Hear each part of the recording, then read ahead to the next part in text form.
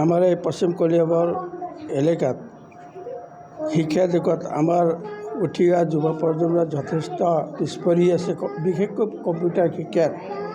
গতিকে ইয়াতে আজি এই শিৱৰাত্ৰিৰ দিনা শুভ উদ্বোধন কৰা হৈছে। আমাৰ এই পিছপৰা অঞ্চলৰ ল'ৰা ছোৱালী যথেষ্ট উপকৃত হ'ব আৰু সুবিধাসমূহ ইয়াত দিয়াই আছে। স্বত্বাধিকাৰীয়ে এই শিক্ষা গ্ৰহণ কৰিব অহা ল'ৰা ছোৱালীক পৰ্যায়ক্ৰমে শিক্ষা দিশত কোন ছাইডে যাব, কোন ছাইডে শিকিব, কেনেকৈ পঢ়িব, এইবিলাক চব শিক্ষা দিবই তেওঁলোকে। গতিকে মই বেছি বহলাই নকওঁ। আমাৰ এই অঞ্চলৰ উঠি অহা যুৱক প্ৰজন্মই যাতে ভৱিষ্যত উজ্জ্বল হওক তাৰে কামনা কৰিলোঁ। ধন্যবাদ। সমূহ কলিয়াবৰবাসীৰ কাৰণে অতি আনন্দৰ দিন, যিহেতু ৰাষ্ট্ৰীয় কম্পিউটাৰ শিক্ষা পৰিষদৰ ফালৰ পৰা এক কম্পিউটাৰ প্ৰশিক্ষণী কেন্দ্ৰ আজি স্থাপন কৰা হৈছে নলতলী ৰাষ্ট্ৰীয় পেট্ৰল পাম্পৰ সমীপতে। ইয়াতে আমাৰ কম্পিউটাৰৰ ক্ষেত্ৰত যিখিনি ধৰণৰ কোৰ্চ উপলব্ধ কৰিব লাগে সেই সকলো ধৰণৰ কোৰ্চেই উপলব্ধ আছে। যেনেকৈ DCA হওক, PGDCA হওক, ADCA হওক, লগতে টেলি, লগতে GSTৰ লগতে হাৰ্ডৱেৰ, ইণ্টাৰনেট, লগতে আপোনাৰ DTP, গোটেইখিনি ধৰণৰ প্ৰশিক্ষণ ইয়াত এভেইলেবল আছে।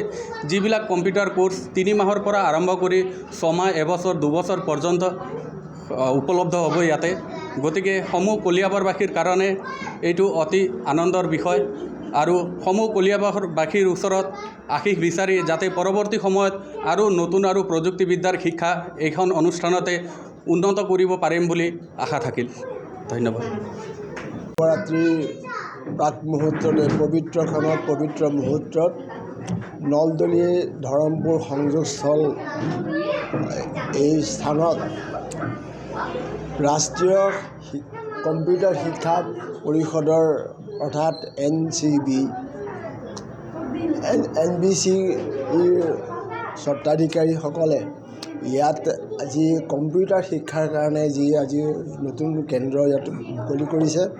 এই কেন্দ্ৰটি আমাৰ যথেষ্ট এই অঞ্চলৰ উঠি অহা প্ৰজন্মক উপকৃত কৰিব বুলি আমি আশাবাদী।